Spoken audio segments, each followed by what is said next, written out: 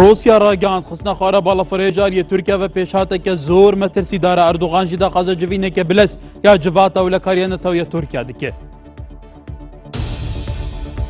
جەمیل بەگ رادگەینەک و باوەیەکە ناڕاستەوخەوان پەیوەندی بە ئەمریکا بەکردیا پارتیا دەموکراتە کوردستانە سووریا پێدەکەسێژی بە ئالیکاریکردنا تورکیا لە دژی پێکێکی تومەتبار دکێ. بارزانی راگەاند کۆبەری کۆنتڕۆلکردنا مۆسڵ پێویستە لە فاتنەکە هەمە ئالی هەبە هەیە کو مافێ پێک هاتاند پاراستی بێ.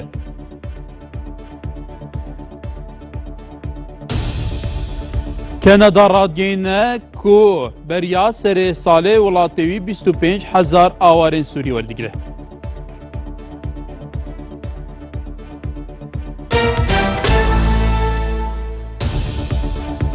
This is NRT News. دەم باش تەماشەوانێ نیشا سەکارن هێلیمە لە NRT بویێرین هەری داویە پێشکەش دەکەن. کارڤدانên خستنە خوارێ یا باڵەفرا ڕۆسی ji aliyê Tirkiya ve berdewam in. Rayedarên her du wilatan jî bûçûne hev beş hene ku biçûnên cudayên wan hene. Davutoglu serokvezîrên Tirkiya jî sebaretî bûyera xistna خوارê ya balafira Rûsya ragihan ku mafê me ye hemû rêyekê bigirîne ber ji bo rêgirîkirinê li destdirêjîkirine ser sinûrên me. Li durveyekê jî Vladimir Putin serokê Rûsya jî ragihan balafira Rûsya li axa Sûriya keftiya xwarê got jî ewa ku li hember balafirên mehatiyê kirin dê siza hebe. Tiştê ku Rûsyayê jê ditirsa lê Sûriyayê qewmî. Balafireka cengî ji cora Sîxoy 24 ji balafirxaneya Humeym lê Laziqiyê derdikeve. Ji bo bombebaranekirina çekdarên opozisyonê lê gundewarên Laziqiyê. Lê ew balafir bi xwe dibê armanc û ji aliyê balafirên Tirkiyeyê ve têxistin. Desteya Serokatiya Erkanên Tirkiyeyê ragihand. Sibaha sêşembe du balafirên cengî ji aliyê Sûriyeyê ve nîzîkê snûrê Tirkiyeyê bûn û piştî 10 caran ji haydarkirinê du balafirên F-16yên Tirkiyeyê rêlwan girtin û balafirek ji wan lê devera Çiyayê Tirkûman lê Bakurê gundewarên Laziqiyê xistine xwarê. Dawud Oğlu berî du rojan dê dema civîneke ewlehiyê de rênmayî da dezgehên ewlehiyê welamî her cure gevek ku ji aliyê Sûriyeyê ve bê bidin. û Ankara rastexwe piştî bûyerê daxwaza encamdana civîneke bilez ya NATO kir. Piştî belavbûna nûçeyê, Wezareta Berevaniya Rûsyayê ragihand got balafira wê ji cora Sûxo 24 kete xwarê û eger heye ji aliyê mûşekên dijefrok ve hatibê armancekirin. Wezaretê red kir balafirê snûrê Tirkiyeyê bezand bê û dema bûyerê 6 kilometran bilind bûn û diyar kir her du balafirvanan ji balafirê derketine berî got bikeve xwarê û du helîkopter lê payî çarenivîsa wan digerin. Çekdarên opozisyonê yên got lê devera ketina xwara balafira Rûsî belav dibin ragihandin got balafirvanekî jiyana xwe ji dest daye û yê din jî bi dîl hate girtin. Xistna xwara balafira Rûsyayê dê demekê de ye got berpirsên Tirkiyeyê berî du rojan ragihandin got navçeya aram lê Sûriyeyê dê di heyama heftiyekê de bê avekirin. û balafirên Tirkiyeyê dê wê biparêzin. Her wiha xistna xwara wê balafirê piştî wêyekê tê. Got ji destpêka êrişên Rûsya bo ser çekdarên Daeş û grûpên tundrewên din lê Sûriyeyê heyan her du caran firokeyên cengiyên Rûsyayê azmanê Tirkiyeyê bezandine. Wêyekê jî dilgiranî li cem berpirsên Tirkiyeyê çêkir û bangihêşta balwêzî Mosko li Enqera kirin û nerazîbûna xwe nîşandan. İbrahim Adem, NRT. Hevserokê KCK di çapekevnekê de ragihan ku şerûnekûkên navbêhna Partiya Kargerên Kurdistan û Artişa Tirkiyê zirarê bi berûkên şerî li dijî Daeş digihîne. Cemîl Bayîk hevserokê Kuma Civakên Kurdistan KCK di çapekevnekê de digel ajansa nûçegihaniya Reuters ragihandiye jî. PKK û hevpeymaniyên Sûrî karînên hêzên xwe li dijî çekdarên Daeş selmandine û alîkarî bûne di gel hêzên hevpeymanan ji bo bombebaranekirina çekdarên Daeş. Dê çapekevnekê ya çapekevna xwe da Bayîk ama ji bêçendê kir Erdogan hevalbendê li dijî Daeş pêkaniya û awarên Sûrî digire xwe betinê li berwêyekê piştevaniya welatên Rojava bi dest bixe di siyasetên xwe de bi taybet li şerê dijî PKK. Bayîk ragihandiye jî ku dergeh bi ser hemû got û bêjan hatiye daxistin û Tirkiye hemû lafhatnekê rad dike. Ama ji bêçendê kir PKK bi awayê narasta xwe peywendî bi Emerîka vekiriye. Lê ew dixwastin ku peywendiyên eşkera durist bike ji bo ku PKK alîkar be li şerê dijî Daeş. Her di çarçovê çapekevnên xwe da Bayîkê Partiya Demokrata Kurdistana Sûriyê PDK'yê tûmetbar dike bêçendê bi rêya zanyariyên xwe ve alîkariya Tirkiye dike li dijî PKK.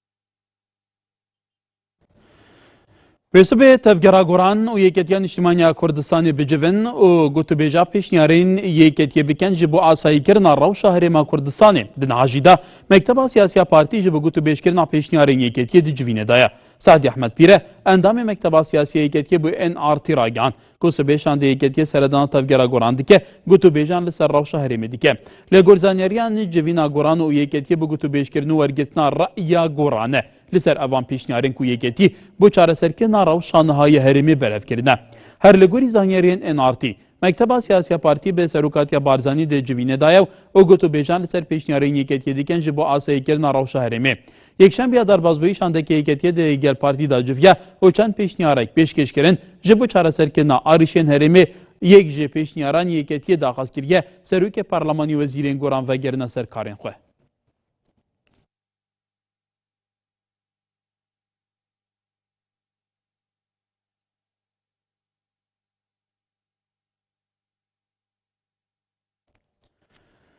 Barzanî ragihand ku pêwîst e beriya kontrolkirina Mosilê li efatneke heme alî hebe ku têda mafê hemû pêkhatan parastî be. Careke din tû pêkhateyek rastî karasata nebe. Barzanî ku li navzey abe bûçûnên cuda li ser demê serokatiya wî dirûst bûne, li gelşandeke parlamenterên Brîtanya civiye. Daxwaz kir ku civaka nêvdewletî de yek sengderger dabe û de roprobûna tîrorê ciddîtir be. Hevdem şandê parlamenterên Brîtanya tekît li palpiştîkirina hêza pêşmergên Kurdistanê kiriye û ragihandiye ku cîhan bi çavê rêzê temaşeyê qarehmanî û qurbanîdana hêza pêşmergên Kurdistanê dike. Şandê parlamenterên Brîtanya hîvî xwastina arîşên aborî û metirsiyên ser Herêma Kurdistanê dawî pê were.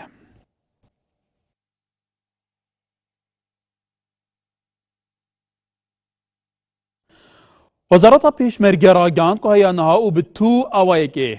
pêşmerge tû kojmekê pareyî weke budce salane li hikûmeta navendî wernegirtiye. û bû jî nehatke terxankirin. Wezareta Pêşmerge ragihandek li ser nûçeya terxankirina budcê pêşmerge ji aliyê hikûmeta navendî ve balavkê ragihand herçend li gor destûrê Iraqê. Pêşmerge hêzekê yasayî û destûriye û beşeke ji hêzên sîstema beravanî û asayîşa dewleta Federalya Iraqê li heya niha tû kojmekê pare û tû cure çek û kelûpel û amîrekê serbazî jî ji aliyê Wezareta Berevaniya Hikûmeta Federalya Iraqê ve nihatke dabînkirin bu hêza pêşmerge. Wezareta Pêşmerge dibêje lê piştî hatina Daeş û heya niha 1288 pêşmerge şehîd ketine û 62 pêşmergên din jî bêserûşînin û nêzîkî 7544 pêşmergên din jî birîndar bûne.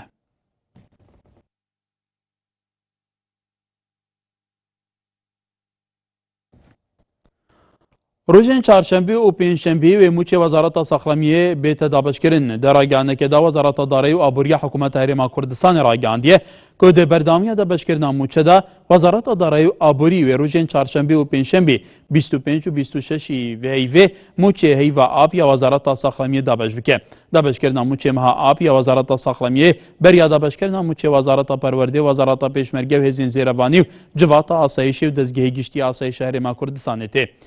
او پێشترژی ji salekê şeş heyvin ji ber arîşên darayî yên Herêma Kurdistanê û rêknekeftina her du hikûmetên Herêmê û Bexda li ser şandina naftê mûçê fermanberên Herêma Kurdistanê di demê xwe de nahêne dabeşkirin û çendîn caran jî fermanber lê navçeyên cudayên Herêma Kurdistanê xwe nîşandanên nerazîbûnê encam dane.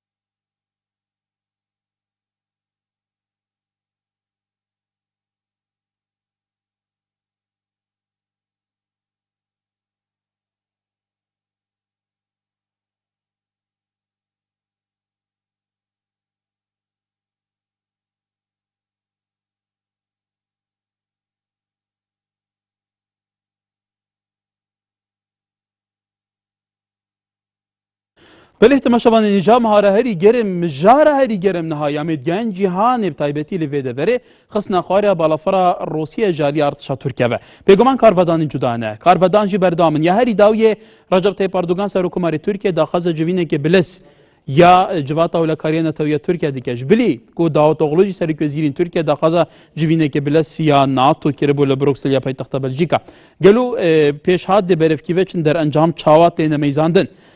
بۆ پێتر گوتو بێشکێنێ لە دوورڤەیەکێ زمکان عەلی مامۆستای زانکۆیە لە ستودیۆن مە لە سلێمانی دیگەلمێ هەروەها نوچەگیهانێن مە کاروان محەممەد نوچەگیانێ نارتی لە ژنێفیا پەیتەختە سوئیسرا دیگەلمەیە سافدا کاپلان نوچەگیهانای نارتی لە باکووری کوردستانê هەروەها سەرهەنگ حارس بەرپرسێ ئۆفیسا NRT لە لەندەن دیگەلمەی و ئەمێ هەوڵدەین پەیامنێرên xwecî لە وان وڵاتên ku bi bandorên li dûrveyekê an ku bandoryawan heye em ê wan jî werbigrin.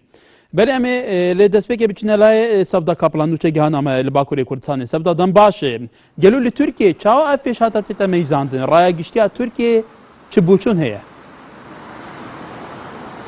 بله هکار وکوی آن زمان کو روجوا ترکیه نها خستنا بالافرا روسیای جبرویاجی گلک تاخویانی جی جالیه هم بجنکو هم حکومت ترکیه و هم جی جالیه روسیا و هنگ تاخویانی تداین تاخویانی هری داوی هنج دزانم کو سروکی روسیای ولادیمیر پوتین دا و هنگی اخافتنا خوجی بهشکی کرکو گوت دو پیلوت نه جبو ترکیه تهلکه بون بالافر مجی لعالیه سینورا روجوای بو جبر ایرشا داعش بو لبله خستنا ترکیه وساددن نشاندان کو اوی انجام تکیلیه به ترکیه اوی ده پیش روزی ده پیچکی و بله سفدا اکرم وی بپرسین بله سرکوماری ترکیه داخل جوینه که بلسی یا جواتا و لکاریا نتویه ترکیه دیگه اگر بکرتایی روشا ترکیه باکوری کردستان جی بگشتی روشا خلکیه یا اولهیه نها چاوایی yani şiroveyên ku tê kirin yani dibêjin ku yani ev dibe ku bibe sedemekê şerrê di navbera Tirkiye û Rusyayê de ew civînê ku saet 6 yani li gor saeta we saet 6 li gor saeta me jî saet 6 da ew ê NATO bicive em bêjin ku bi lezgînî ev civîn ew ê pêk bê Vladimir Putin jî ji ber vê em bêjin civînê jî di serrexneyê xwe anî ziman ku got ku berî ku bi me re neket tekîliye Tirkiye ama gazî NATOyê kir lê divê civînê de ew ê çi endam encam derkeve hêjîne diyare hêjî civandin ji aliyê din ve jî Çinelay serheng berpirsa ofîsa NRT li London. Serheng dembaş Britanya weke êkiş endamên pênc endamên herdem yên Encumena Asayişî Nêvdewletî ke yekeke li welatane xawan tesîre li navçeke ye bejdar e li şerê dijî Daeş. Halwîstî lem barê ve çûne. Navenda biryar vedesekanî Britanya çi halên?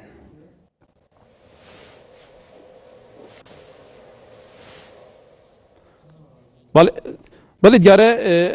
دیجاره که زبری نجم نوچگانی خو کاروان محمد نوچگانی نارتی لژنیف یا پایتخت سوئیسرا دیلمه کاروان دم باش گلو هالویستی اوی ولاتی لدوروی پیش هاتی چیه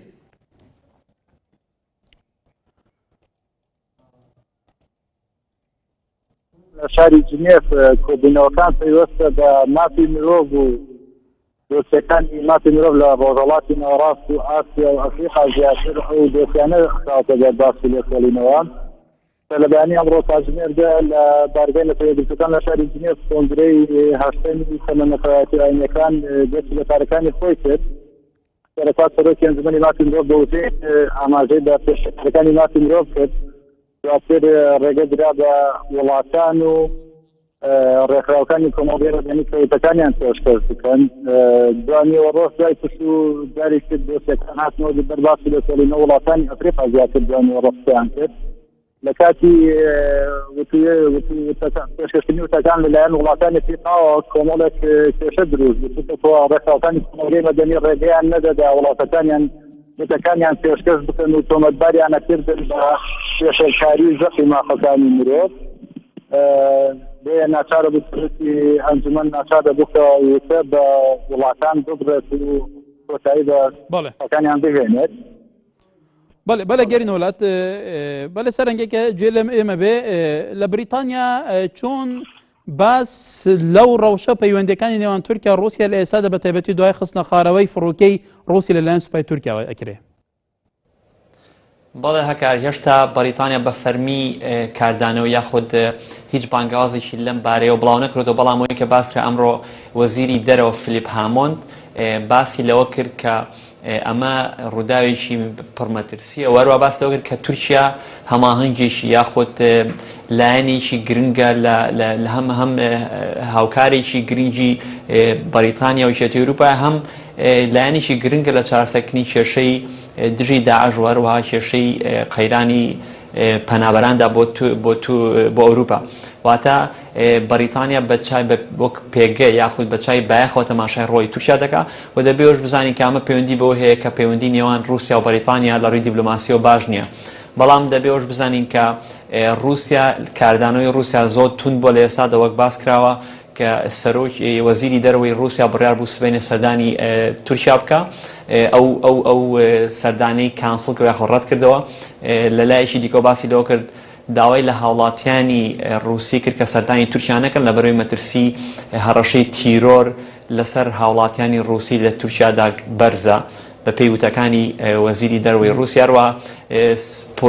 پۆتینی سەرۆکی رووسیا باسی لەو کرۆ کامە چەقۆدانە لە پشتەوە لە رووسیاواتە لە ڕووی دیبلۆماسیەوە کاردانەوەی توندی رووسیا لێکەوتۆتەوە ئەمە لەلایەکەوە لایەکی دیکەوە یەکێتی ئەوروپا سەرۆکی ئەنجومەنی یەکێتی ئەوروپا باسی لەو کرۆ کە لەم کاتەدا دەبێت هەموو لانەکان ئارام بن لە لایەکی دیکە هەندێک لە چاودێران باسەوە دەکەن کە ئەمە پرسیار لەسەر ڕۆڵی تورکیا دروست دەکات لە مەسەلەی پەیوەندی بە شەڕ دژی داعشەوە و هەڵمەتانی کە دژی داعش دەکرێت بە تایبەت دوای ئەوەی کە لە ڕابردوودا چەند جارە باسەوە کراوە کە تورکیا تا ڕادێن نەرم بۆ لەگەڵ داعشدا بە شێوەیە لە شێوەکان یاخود بازرگانی هەبوو لە نێوان بازرگانی ڕێگەدراوە بازرگانی لەگەلما بمێنە دێمەوە لەسەرەوە پرسە بەڵێ زمکان ئەلی مامۆستای زانکۆ لە سلێمانی میوانمانە کاکی زمکان دەمباش ئەمە لەوە دەست پێ بکەم بێگومان پەیوەندەکانی تورکیا لەگەڵ رووسیادا بەزین و هەوراز و نشێوی پێوە بۆ لە سەردەمی حربی سارد و تا ئێستاش بەڵام ئەم پێش هاتە گۆڕانکاریەکانی ناوچەکە بەرەو چاڕاستێکە بە بەڵێ بەڕاستی ئەوەی کە ڕوویە ئەمڕۆ خستنە خوارەوەی ئەفرۆکەیە لەلایەن تورکیاوە دیارە پەیوەندەکانی رووسیا و تورکیا بەرە و حاڵەتێکی مەترسیدارە بە پەیوەندەکانیان ئالۆستر ئەکا خۆی لە سەرەتای دروستبوونی کێشەکانی ناوخۆی سووریاوە رووسیا ئەوێ پشتگیری بەشار ئەسەد و مانەوەی ئەو حکوومەتە بکات لە سووریایە لە کاتێکە بە تەواو بە پێچەوانەوە تورکەکانیانەوەی یا حکوومەتی تورکیا ئەوێ پشتگیری ئەو حکوومەتی بەشار ئەسەد لا ببە کەواتە بەرژەوەندێکی دژبەیەکیان هەیە لە ناو سووریایە و ئەم حاڵەتە بەڕاستی حاڵەتێکی چاوەڕوانکراو بوو پێشتر لەبەرەوەی لە ڕووی سیاسیەوە زۆر ناکۆکن ڕووسەکان و تورکەکان زۆر ناکۆکن لە ڕووی سیاسیەوە بە تایبەتی لەسەرمانەوەی ئەسەد ئەم حاڵەتە چاوەڕوانکرا بوو پێشتر تارێکی فڕۆکەیەکی بێفڕۆکەوانی رووسیا لەلایەن تورکیا خرایە خوارەوە ئەم حاڵەتەشی بەدوایە هات ئەمریکا خۆی حاڵەتێکی مەترسیدارە ئەگەر بێت و هێزی ئاسمانی چەند وڵاتێک لەسەر ئاسمانی سووریا ئۆپەراسیۆت ئەنجامەدەن ئەمە بێت جۆرێک لە تەنسیقە بێت لە نێوان ئەم هێزانەیە ئەمریکیەکان و ڕووسەکان گەشتنە ئیتیفاقێک لەو بارەیەوە هەر لە سەرەتای ئەوەی کە رووسیا دەستی کرد ئەفونکە هەر لە سەرەتای ئەوەی کە رووسیا دەستی کرد بەم ئۆپەراسیۆنانە بەلێکایك زمکان گەێنە وڵات بەڵێ بەرزان ئێستاش فەرەنسا هۆڵاند سەرۆکی فەرەنسا گەیشتوتە ئەمریکا لە کۆچکی سپی لەگەل ئۆباما دجڤە ئەوانی دەبینین کۆچکا سپیە باوایکی زیندی سەرۆکی فەرەنسا هۆڵاند دگەل باراک ئۆباما سەرۆکی ئەمریکا دجڤە لە دوور ڕەوشان هایە جیهانی بگەشتی تایبەتی پرسا تیرۆرێ کۆ بەریاچەندێکی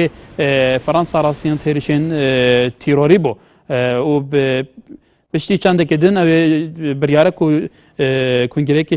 نوچەی ئەنجام بدەن ویدەمی ئەمێ باوایکی ڕاستەوخۆ لێ نارتی ئەمێ بووە کنگرە ڕۆژنامەوانی ڤەگوهێزن بەلێ کاکێ زمکان رووسیا ئەڵێ کە ئێمە خاکی تورکیامان نەبەزاندووە لەسەر خاکی سووریا ئەم فڕۆکە خسوتە خارەوە ئایا بەچێری ڕێگایەک ئایا ئەمە دعمی سەربازی و لوجستی هێزە ئۆپۆزیسیۆنەکانە لەلایەن تورکیاوە ئەمە چ مەترسیەکی لایەکەوێتەوە بەڵێ سیرکە من دڵنیام ئەمە مەبەست کراوە تورکەکان ئەزانن کەوا ئەوە فڕۆکەی رووسیا نایەوێ هیچ زیانێک بە تورکیا بگەێنێ بەڵام ئەبێ بیجێڕینەوە بۆ ئەو حاڵەتی کە لە هەفتەی پێشوو ڕوویە تورکیا پاڵپشتی پشتیوانی گەورەی هێزە بەرهەڵسکارە سووریەکانە بە تایبەتی ئەو شوێنەی کە ئەمڕۆ فڕۆکەکەی لەکەوتە خوارەوە کە هێزی تورکمانن تورکیا تەعاتوفێکی گەورەی هەیە لەگەڵیانە کە دژی بەشار ئەسەد و ڕژەمی بەشار ئەسەد کارەکەن هەفتەی پێشوو تورکیا بانگهێشتی کۆبوونەوەیکی UN کرد بۆ ئیدانەکردنی بردومانکردنی ئەو تورکمانانەی سووریا لەلایەن هێزە ڕوسیەکانەوە هەروەها هەر هەفتەی پێشوو تورکیا بانگهێشتی باڵێزی سووریای کرد و ئیدانەی هەڵسوکەوتەکانی حکوومەتی ڕوسیای کرد لە سووریا بەرامبەر بۆ تورکمانانە بۆیە ئێستا ڕووسەکانی شەزانن کە ئەمە بەمەبەست کراوە لەبەرەوەی لە ڕووی سیاسیەوە چ تورکیا چ رووسیا پێکەوە هەڵناکەن پێکەوە ناگونجێن ئامانج و بەرژەوەندی دژبەیەکیان هەیە بە تایبەتی لە سووریای ئەمریکیەکان توانیان بگەنە شێوەیەک لە تەنسیقکردن بۆ ئەو ئۆپۆراسیۆنە ئاسمانیانە بەڵام ئەنقەرە و مۆسکۆ ئەوە نەیانتوانی ئەوە بکەن ئەجنا ئەمە ڕووی نایە نەیانتوانی بیکەن چکە لە ڕووی سیاسیەوە زۆر ناکۆکن ببوورە یەک خاڵی زۆر گرنگەیە بۆ ئەماکە تورکیا خوازانێک کە رووسیا هێزێکی گەورەیە کە ئەگەر بکەوێتە شەڕەوە لەگەڵ تورکیایە ئەوە براوە بە دڵنیایی رووسیا بێ بەڵام ئەوەی کە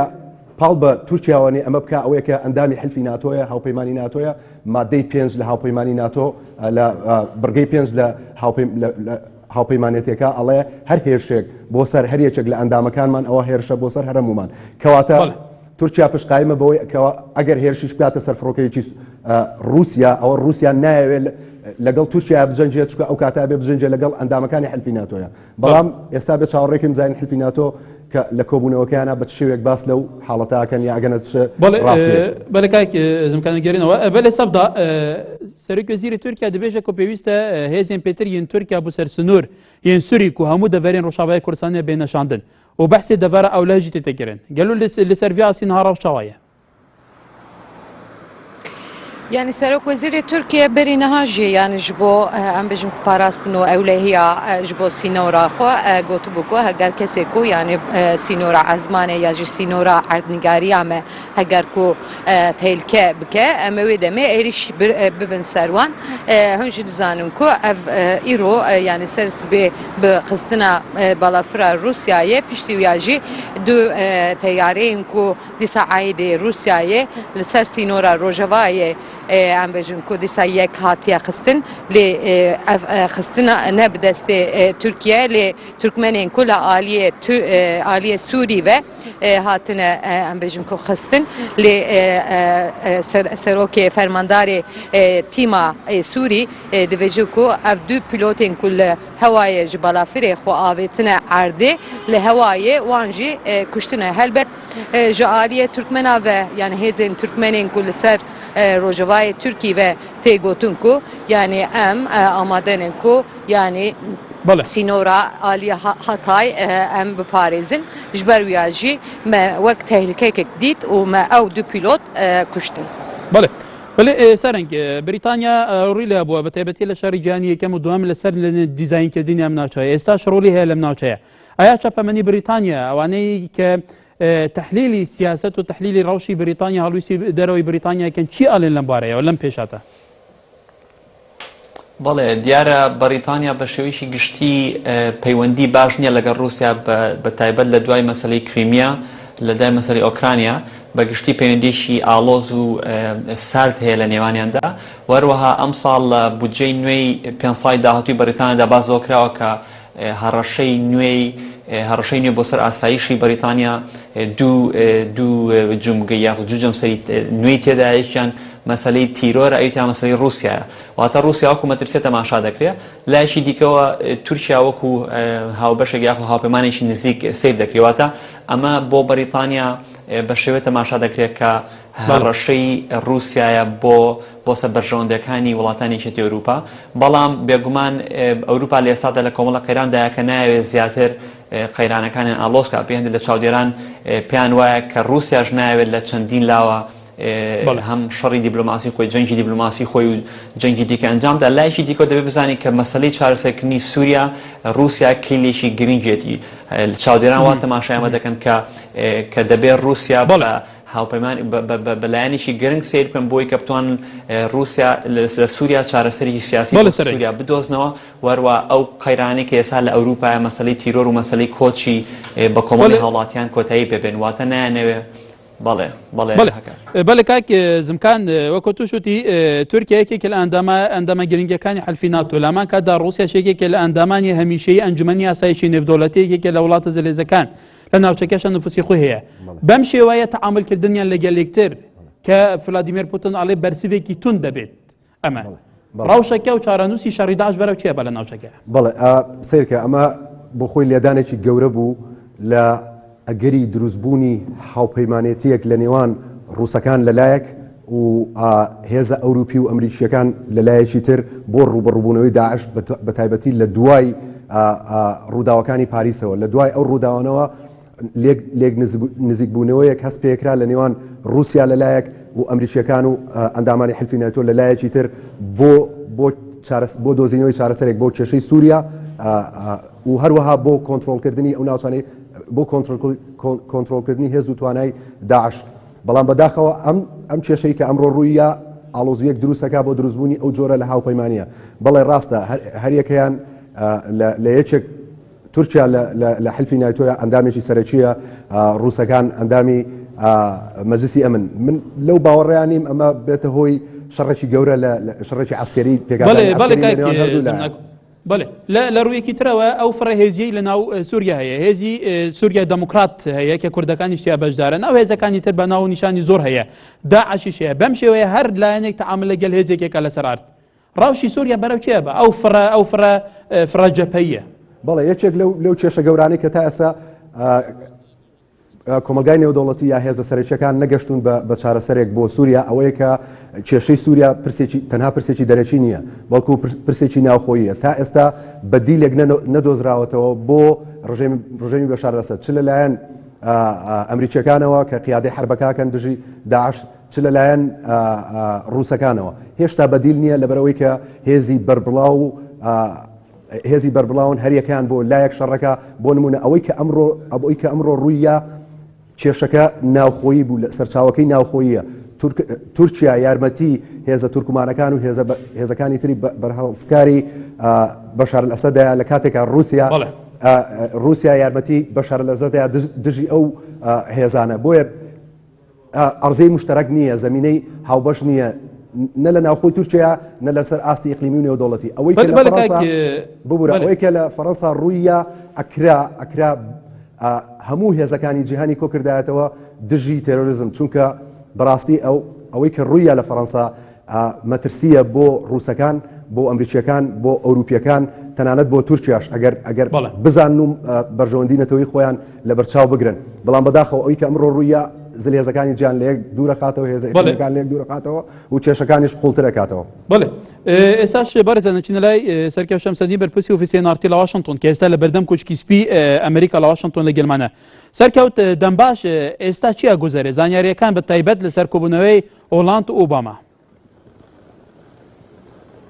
بەڵێ هەکار ئێستا پێش چەند خولەکێک فرانسە ئۆلاند لێرەوە چۆژورەوە بۆ کۆبوونەوەکردن لەگەڵ باراک ئۆباما و ئێستا حالیان کە ئێمە قسەکەین ئەوان کۆبوونەوەیان دەست پێ کردو بڕیارە دوای کۆبوونەوەکە کۆنگرێکی ڕۆژنامەوانیش ببەستن بەڵام ئەوەی کە گرنگە لەم کۆبوونەوەیە بەشداری زیاترکردنی کارای فەڕەنسایە لە هێرشەکانی سەر سووریا و عێراق ئەم سەردانی لە دوای ئەوە ئەنجامەدا کە هێرشەکان کراوەتە سەر پاریس و فەڕەنسا بەجددیتر ئەوێت لە ڕوبەڕووی داعش بێتەوە و هاوپەیمانێکی بەهێزتر بێت لەگەڵ ئەمریکا کە پێشتر بەو ڕادەیە نەبووە بەڵام هەندێک لە میدیاکانی ئەمریکا هەکار رەخنەی ئەویان لە فەڕەنسا و لە ئەوروپا گرتووە هەتاوەکو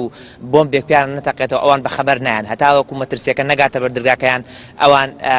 ڕوول ناکەنە ئەوەی بەڵێ سەرکەوت کات مەنزوور کەماگەر لەوەیە پرسیارەشکەین هەڵویستی ئەمریکاوەی لە ئێستادا تو زانیاریت هەبێ لەسەر ئەو ڕەوشەی ئەوڕ پەیوەندی نێوان رووسیا و تورکیا سەبارەت بە فڕۆکەکەی رووسیا هەکار هەتاوەکو ئێستا کاژمێر دەی بەیانیە هەتاوەکو ئێستا بە فەرمی لەبەرەوەی من وەکو خۆم متابعی ئەم حەدەسەم کردووە و تاوەکو میدیاکانیش شتێکی تازە لەسەر ئەوە جگە لە خبرێکی نیوسێکی بڵێ هەواڵێکی خێرای ڕۆیتەرز و CNN نەبێ شتێکی ئەو تۆی لەسەر نەهاتووە چاوەڕوانەکە ڕەنگە لە کۆنگرە ڕۆژنامەوانەکە کە ڕەنگە پاش ساعت و نیوەکی تر ببەسرێت باراک ئۆباما ئاماژەی پێ بدات کە وەکو پرسێکی گرنگ کە لە چوارچەوەی هاوپەیمانێتەکە بە گرنگی ئەزارن کە خۆیان لە ڕوبەڕووبوونەوەی نێوان وڵاتە جلێزەکان نەدەن بەڵکو ڕوبەڕووی داعش بنەوە بەڵێ ئێمە لەو کاتەشە گەڕینەوە وڵات بۆ زانیاری زیاتر بەڵێ بەرزان زۆر سپاس بوو بەڕێز زمکانعەلی مامۆستای زانکۆکێ لە سوودەکانی نێنارتی لە سلێمانی لەگەلمان بۆ هەروە تۆڕان و چەگیانی نێنارتی کاران محەممەد پەیامنێرێ نارتی لە ژنێفە پەیتەختە سوئیسرا سەفدا کاپلان لە باکووری کوردستانی سەرنگ حارس لە لەندەن و سەرکەوت شەمسەدین لە واشنگتن نەهاژێکی ناڤۆ نیشانان دووبارە دەکەم روسیا راگەاند خستنە خواریە باڵەفڕا ڕۆسی پێش هاتەکە زۆر مەترسیدارە ئەردوغان ژی داخوازە جوینێکی بلس یا جواتە ئەو لە کاریە نەتەوەیە وڵاتی خۆ دکێ جەمیل بایک ڕادگەینە و باوەیەکە ناڕاستەوخەوان پەیوەندی بە ئەمریکا بەکریا و پارتیە دەموکراتە کوردستانە سووریا پەدەکەسێژی بە ئالیکاریکردنا تورکیا لە دژی پەکێکە تومەتبار دکێ بارزانی ڕاگەاند بەری کۆنتڕۆلکردنا مۆسڵ پێویستە لە فاتنەکە هەمە ئالی هەبە هەیە مافێ هەموو پێک هاتان پاراستی بێ